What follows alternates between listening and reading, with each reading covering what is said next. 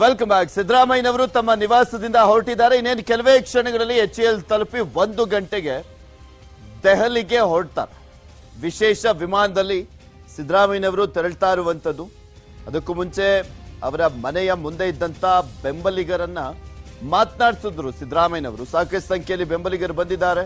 ಅರಸೀಕೆರೆ ಸೇರಿದಂತೆ ಸಾಕಷ್ಟು ಕ್ಷೇತ್ರಗಳಿಂದ ಬಂದು ಸಿದ್ದರಾಮಯ್ಯನವರನ್ನ ವಿಶ್ ಮಾಡ್ಲಿಕ್ಕೋಸ್ಕರ, ಅವರು ಮುಖ್ಯಮಂತ್ರಿಗಳಾಗ್ತಾರೆ ಅನ್ನುವ ಕಾರಣಕ್ಕೋಸ್ಕರ ಸಾಕಷ್ಟು ಸಂಖ್ಯೆಯಲ್ಲಿ ಬಂದಿದ್ದಾರೆ. ನಿಮಗೆ ಆ ದೃಶ್ಯಾವಳಿಗಳಲ್ಲಿ ತೋರಿಸ್ತಾ ಇದ್ದೀವಿ. ಸಿದ್ದರಾಮಯ್ಯನವರು ತಮ್ಮ ನಿವಾಸದಿಂದ ಹೊರಟಂತ ದೃಶ್ಯಾವಳಿ ಅದು. ದೆಹಲಿಗೆ ಹೋಗ್ತಾ ಇದ್ದಾರೆ. ಇವರು ಮತ್ತೆ ರಣದೀಪ್ ಸಿಂಗ್ ಸುರ್ಜೇವಾಲಾ ಅವರು, ಇವರಿಬ್ರು ಕೂಡ ಒಟ್ಟಿಗೆ ಹೋಗ್ತಾರೆ ಅನ್ನುವಂಥದ್ರ ಬಗ್ಗೆ ಮಾಹಿತಿ ಇದೆ. ಅವಾಗಲೇ ನಿಮಗೆ ತೋರಿಸ್ತಾ ಇದ್ವಿ ಅವರ ಟೂರ್ ಪ್ಲಾನ್ ಅನ್ನ, TP ಅನ್ನ ತೋರಿಸ್ತಾ ಇದ್ವಿ.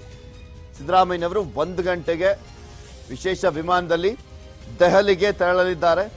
ಅದಾದ ನಂತರ ದೆಹಲಿಯಲ್ಲಿ ಅಲ್ಲಿ ಮಲ್ಲಿಕಾರ್ಜುನ ಖರ್ಗೆ ಅವರ ನೇತೃತ್ವದಲ್ಲಿ ಸಭೆ ನಡೆಯಲಿದೆ. ಆ ಸಭೆಯಲ್ಲಿ ಭಾಗಿಯಾಗಲಿದ್ದಾರೆ.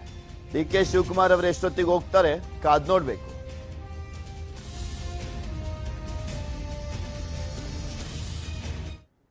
ಚುನಾವಣೆಯಲ್ಲಿ ರಾಜ್ಯದಲ್ಲಿ ಬಿಜೆಪಿ ಅಂತೂ ಹೀನಾಯವಾಗಿ ಸೋತು ಬಿಡ್ತು.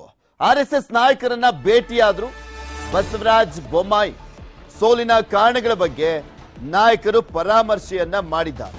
ಯಾಕೆಂದ್ರೆ ಈ ಒಂದು ಚುನಾವಣೆಯ ನೇತೃತ್ವವನ್ನು ವಹಿಸಿಕೊಂಡಿದ್ದೆ ಬಸವರಾಜ ಬೊಮ್ಮಾಯಿ ಅವರು. ಬೇರೆ ಸಭೆ ಬಳಿಕ ಬೊಮ್ಮಾಯಿ ಅವರು ಹೇಳಿಕೆ ಕೊಟ್ಟಿದ್ದಾರೆ. ಈ ಚುನಾವಣೆಯ ಫಲಿತಾಂಶ ಬಗ್ಗೆ ಚರ್ಚೆ ಮಾಡಿದ್ದಾರೆ. ಮುಂದಿನ ದಿನಗಳಲ್ಲಿ ಪಕ್ಷದ ಪುನರ್ ಸಂಘಟನೆ ಮಾಡುವ ಬಗ್ಗೆ ಮಾರ್ಗದರ್ಶನ ನೀಡಿದ್ದಾರೆ. ಹಲವು ಸಲ ನಮ್ಮ ರಾಜ್ಯಾಧ್ಯಕ್ಷರು ವರಿಷ್ಠರ ಜೊತೆ ಚರ್ಚೆ ಮಾಡಿ ಪಕ್ಷ ಸಂಘಟನೆ ಬಗ್ಗೆ ನಿರ್ಧರಿಸುತ್ತಾರೆ ಅಂತ ಬೊಮ್ಮಾಯಿ ಅವರು ಹೇಳಿದ್ದಾರೆ.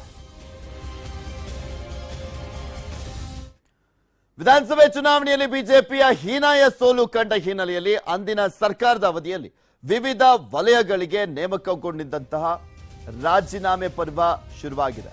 ನಿಗಮಗಳಿಗೆಲ್ಲ ನೇಮಕಗೊಂಡಂತವರಿಗೆ ಈಗ ರಾಜೀನಾಮೆ ಕೊಡ್ತಾ ಇದ್ದಾರೆ. ಸಹಜವಾಗಿ ಕೊಡ್ಲೇಬೇಕು, ಇಲ್ಲ ಅಂದ್ರೆ ಚೇಂಜ್ ಮಾಡ್ತಾರೆ ಅವರೇನೆ.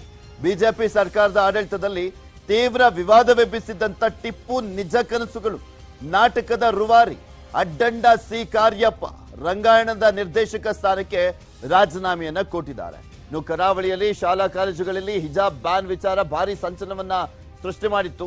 ಈ ಬಗ್ಗೆ ಹೈಕೋರ್ಟ್ನಲ್ಲಿ ಸಮರ್ಥ ವಾದ ಮಂಡಿಸಿ ಅಂದಿನ ಸರ್ಕಾರಕ್ಕೆ ಗೆಲುವು ತಂದು ಕೊಟ್ಟಿದ್ದಂತ ಅಡ್ವೊಕೇಟ್ ಜನರಲ್ ಪ್ರಭುಲಿಂಗ ನಾವದಗಿ ಕೂಡ ತಮ್ಮ ಸ್ಥಾನಕ್ಕೆ ರಾಜೀನಾಮೆ ಕೊಟ್ಟಿದ್ದಾರೆ. ಬಿಕಾಸ್ ಈಗ ಬರುವಂತ ಹೊಸ ಸರ್ಕಾರ, ಕಾಂಗ್ರೆಸ್ ಸರ್ಕಾರ, ಬೇರೆಯವ್ರನ್ನ ಅಪಾಯಿಂಟ್ ಮಾಡ್ತಾರೆ. ಸೊ ಹೀಗಾಗಿ ಅನಿವಾರ್ಯವಾಗಿ ಕೊಡ್ಲೇಬೇಕಾಗಿತ್ತು, ಕೊಟ್ಟಿದ್ದಾರೆ. ಈ ರೀತಿಯಾಗಿ ಈಗ ಆಲ್ರೆಡಿ ನಿಗಮ ಮಂಡಳಿ ಅಧ್ಯಕ್ಷರುಗಳು, ಉಪಾಧ್ಯಕ್ಷರುಗಳು, ಸದಸ್ಯರು ಅವರೆಲ್ಲರದ್ದು ಕೂಡ ಅವಧಿ ಮುಗ್ದೋಗಿದೆ. ಹೊಸ ಸರ್ಕಾರ ಬಂದ್ಮೇಲೆ ಹೊಸ ನೇಮಕಾತಿ ನಡೆಯುತ್ತೆ.